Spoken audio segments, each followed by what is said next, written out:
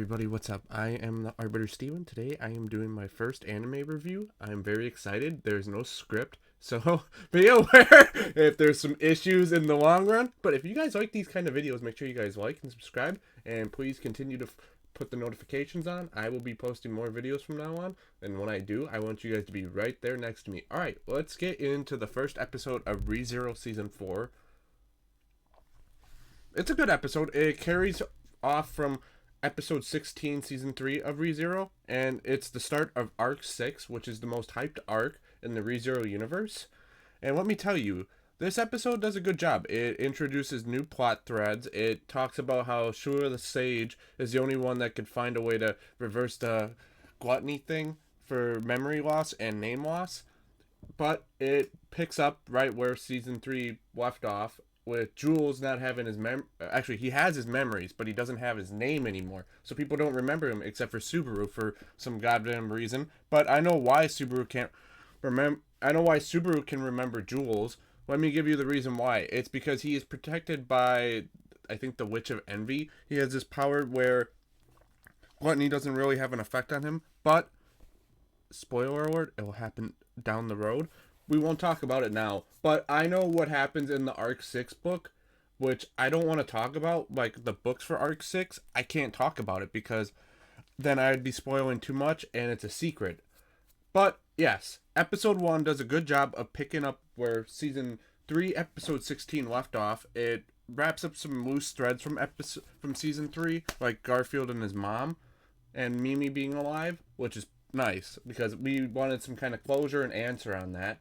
And we figure out that a kid, or Fox Idna, is actually an Anastasia, which is not very much a spoiler, but if you watched what happens in the show, she's actually been Fox Idna for 10 years in the ReZero universe. This was before Subaru actually came along. And with Pre-Stella being completely destroyed, they have to rebuild the whole city. And with, I think, I'm trying to remember because I have to remember this stuff off the top of my head. There was the Archbishop of, I think, Wrath. She completely could take anybody's, like, sensations and feelings and make it her own. But she's fucking cast away. She's gonna be arrested. She's going pretty much somewhere far away where nobody could ever see her again. And Regulus is pretty much gone. He is completely dead. He's in the moon. Actually, no, he's completely missed the moon. He is probably in space just dying. When you punch Reinhardt towards the moon, you know something's wrong. He can come back even more powerful. He is basically a solo leveling Jinwoo character. He's just too powerful to be contained. But, yes, Season 4, Episode 1 gets a rating of 8.7. It did a good job. It's a setup episode for Episode 2. Now, let's discuss Episode 2. Episode 2 is peak. It is an absolute fucking banger. Subaru gets a new fit, which is perfect. He throws out that shitty fucking tracksuit. Actually, he doesn't throw it out, but he discards it for a minute because he's got to go to the Policidus Watchtower, which the Shura the Sage is at.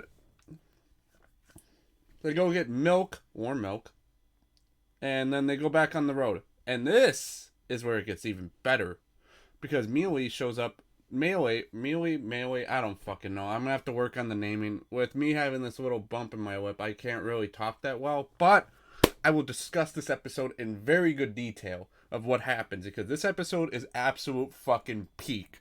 They go on this carriage ride. They've been traveling the same road, I think, for like 10 to 16 days. I am not 100% sure, but you can correct me in the comments, whatever. But they go on the road, and then this is where Subaru has his first death.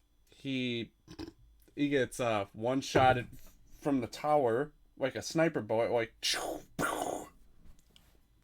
So his head comes clean off, which is fucking... Oh, it's just... They're not holding back this time. The second death, he's just like, shit, I died. Shit, what do I do? Shit. It's just like, what does he even do in this case? So he tries to get the Mall Beast to go around, and the Mall Beast pretty much gets Jules the mount pretty much all riled up, and and then they had to bolt down.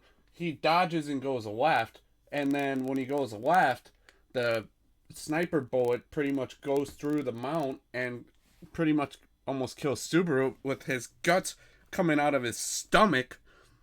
I have to describe this too. This is pretty fucked up. The guts are out of his stomach. Beatrice is like, "Don't leave me all alone," which is fucking heart wrenching. And then they both die.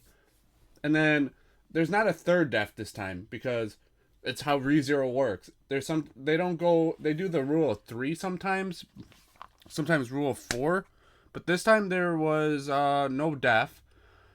They use a new spell called EMT, which is like a electromagnetic shield around them with like dark magic. But the problem is the void pulls them all down from underground, and that's pretty much where it wraps up. It's a perfect episode. It's really peak. The only part I did not like is they cut out a part from the web novel, which is him using Invisible Providence, which is like his spell from his chest with the hand to wipe Beatrice's tear. But otherwise, it was a fucking peak episode. I cannot wait for episode 3 because I think this is the part where they're underground and pretty much stuck fighting monsters. And yeah, the people get eaten. And he's got to return by death again. Yeah, he's going to die a lot in this arc, so be aware. But for this episode, I would give a 9.7. It's a really good episode. It's absolute peak. I cannot wait for Aura Monster to show up. I think that would probably be around episode 9 or 10. We'll have to wait and see. But this was a perfect episode. So yeah, if you guys like these kind of videos, make sure you subscribe, like, get notified. And yeah, enjoy your day. Bye-bye.